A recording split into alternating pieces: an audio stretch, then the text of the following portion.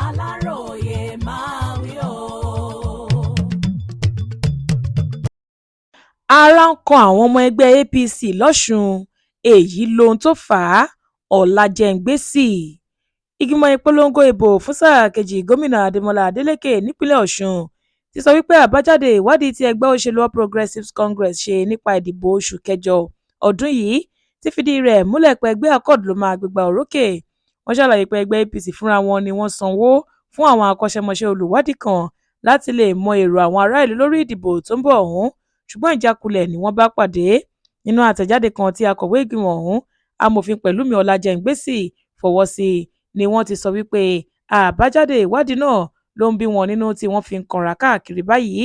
Ó ṣàlàyé pé nínú èsì ìwádìí ọ̀hún ni àwọn oníṣẹ́ ọwọ́, oníṣòwò, òṣìṣẹ́ ìjọba, òṣìṣẹ́-fẹ̀yìntì, àwọn ọ̀dọ́, àwọn akọ́ṣẹ́mọṣẹ́ àtàwọn èèyàn ẹsẹ̀ kùkú káàkiri Ọ̀ṣun ti sọ wípé kò sí nǹkan tó lè gba ìfẹ́ Adélékè kúrò lọ́kàn àwọn.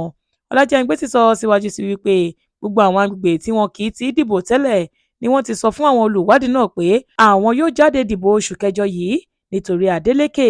Ó ní ó kéré tán ìdá 72 nínú ìdá 100 àwọn olùdìbò ni wọ́n sọ wípé àfi kí àsíá ọmọ Adélékè ó máa fẹlẹ̀lẹ̀ lọ́jọ́ ìdìbò, eléyìí tó sì fi hàn pé bí ọwọ́ aṣọ ni àlàfo àárín Accord àti APC yóò rí nínú ìdìbò ọ̀hún. Ó tún sọ síwájú sí i wípé àwọn ará ìlú tún kìlọ̀ fún àwọn ọmọ ẹgbẹ́ APC nínú àbájáde ìwádìí náà láti má ṣe náwó ànádànù lórí ìdìbò tó ń bọ̀ yìí nítorí ìṣèjọba Adélékè tẹ́ àwọn lọ́rùn.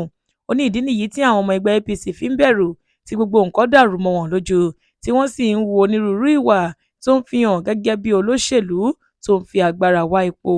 Ó fi kún ọ̀rọ̀ rẹ̀ pé ìwà ìbanilórúkọjẹ́, jàgídíjàgan, bíba àwọn dúkìá onídúkìá jẹ́, àìbìkítà fún òfin àtàwọn ìwà tó lè dá omi àlàáfíà ìlú rú tí wọ́n hù báyìí kò ṣẹ̀yìn àbájáde ìwádìí tí wọ́n rí náà.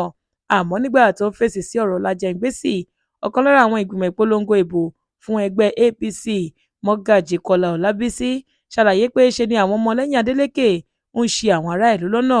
Ó ní àwọn kò bẹ akọ́ṣẹ́mọṣẹ́ olùwádìí kankan lọ́wọ́ ẹ̀ rárá o, àti wípé kò sí yí ọ̀rọ̀ tàbí irọ́ tí wọ́n lè pa tó lè yí ọkàn àwọn ará ìlú padà kúrò lọ́dọ̀ olùdíje àwọn, Alhaji Munirudeen Bọ́lá Oyèbámíjí.